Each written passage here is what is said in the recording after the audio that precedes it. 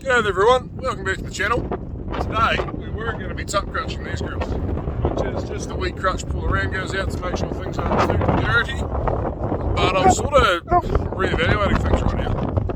So if we zoom in real close and I ask you to look at their bums, which is a strange thing to do, I know, they're not dirty. They're not dirty at all. I'm struggling to see even like maybe 5% that would be hair slump, even crutchable. So we might just do the other mob. So yeah, that's that mob back there. They're actually looking pretty bloody good. These girls here are pretty clean as well, but there are a few dirty ones in there, so we'll take them in and we'll have a go. These are the ones we took out lighter in January. So I think there's about 500 or 600 left in that mob because we took that early mob out. We did them yesterday. Didn't get any footage of that, sorry, but yeah, Ram's going out with them in a few days. So just thought we better get them in and give them a wee tidy up. Yeah, like I say, they're all going to get belly crutch, so the belly's completely taken off and they'll get a back end full crutch end of May before they go on sweets. That just removes a bit of wool from areas that are inclined to get mud dags and yeah, just stops them building those up and carrying a heap of extra weight around with them. So, and the turtles are getting shorn hopefully any day, well, ideally a couple of days ago, but is what it is. That's COVID. We've got to decide whether we're going to belly crutch them as well in end of May. There's not going to be much on them. Yeah, I think we'll see what it looks like when we get there, see how much wool's on them, and we will make a decision then.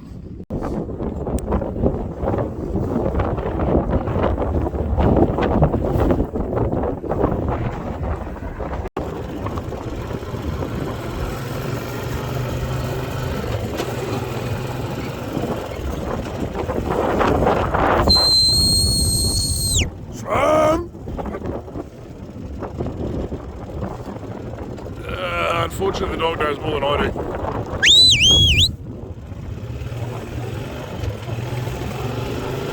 Girls haven't gone this way before. Well, they might have once or twice, but got to get them around another wee mob of works ewes that we drafted out the other day.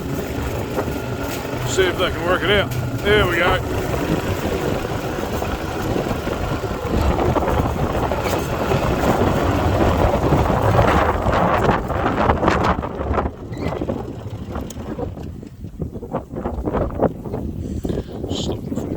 Gateway too much. Come on, girls. Hey, you. Come back.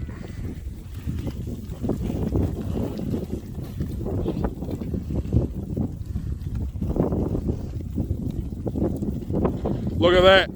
Look at that. Neighbours bloody ram lamb. By crikey, have I had a guts full of that. That is getting really old. Yeah, we have trouble with that. Some of these ewes are now going to be in land to a black-faced ram, terminal breed ram. Most of these ewes in this one,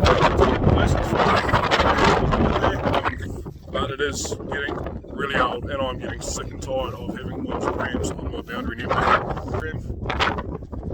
They've got the problem, not me. So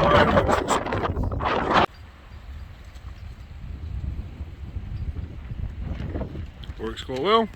In time we're planning to put a double gate in across here and fence it off to that strainer post right. I think that one's the strainer we're looking at. Where are we?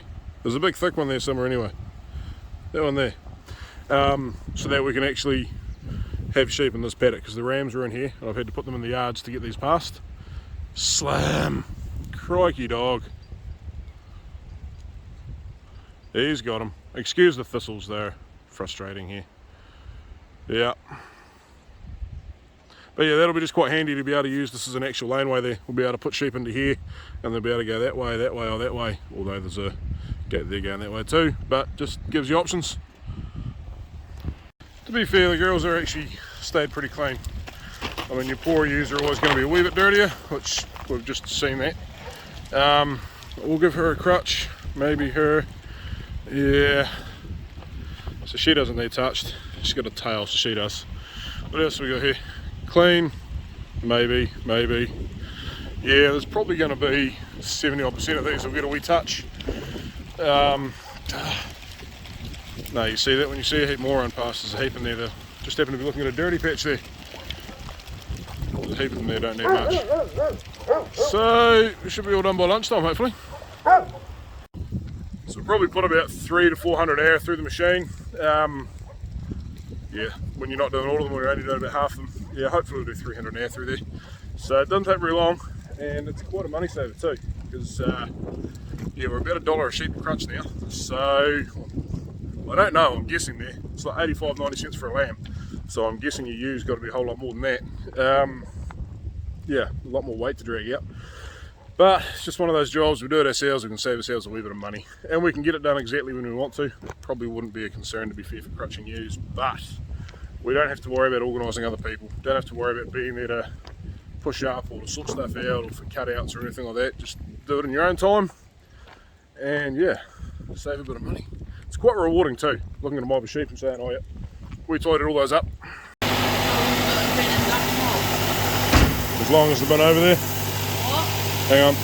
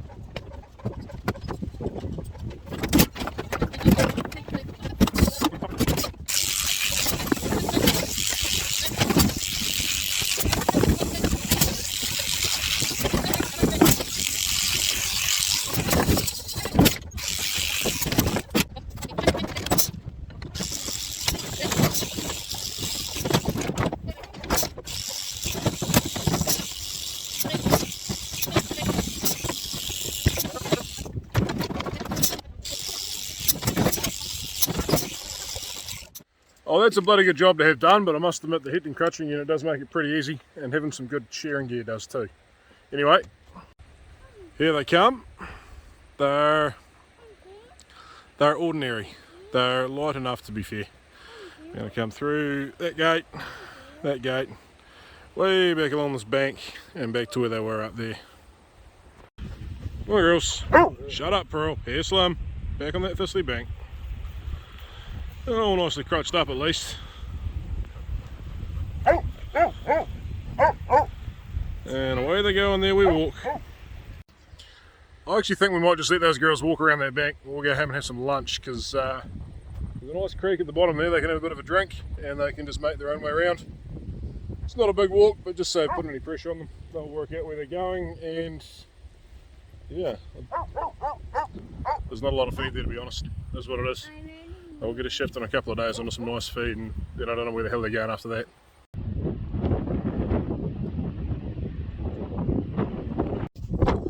So I've just come for a look at what we call out the back of the farm, and that ain't so pretty.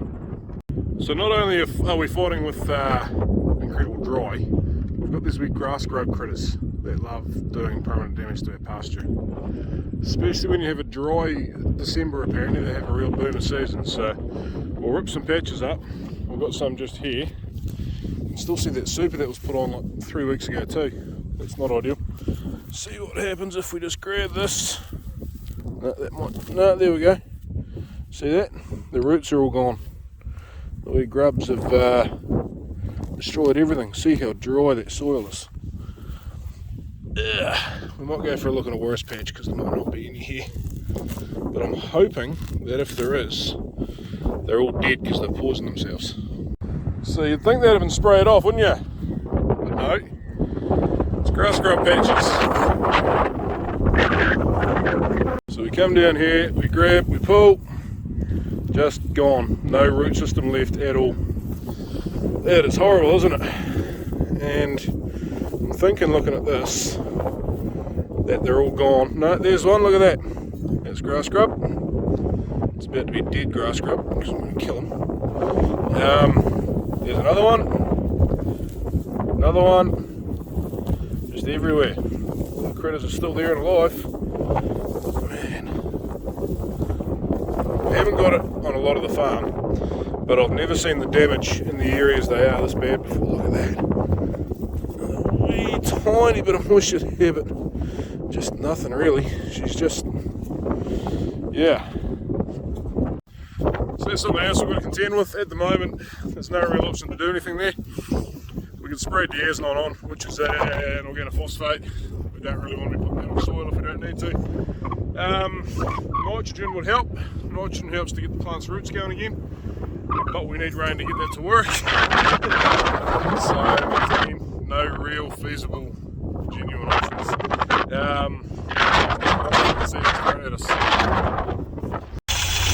Oh, there goes a new distributor on the cruiser, because the old one was poked. Pretty sure the coil had packed up on it because it wasn't drawing any power. So yeah, they're only $200 each for the whole distributor, so may as well just put a new one on.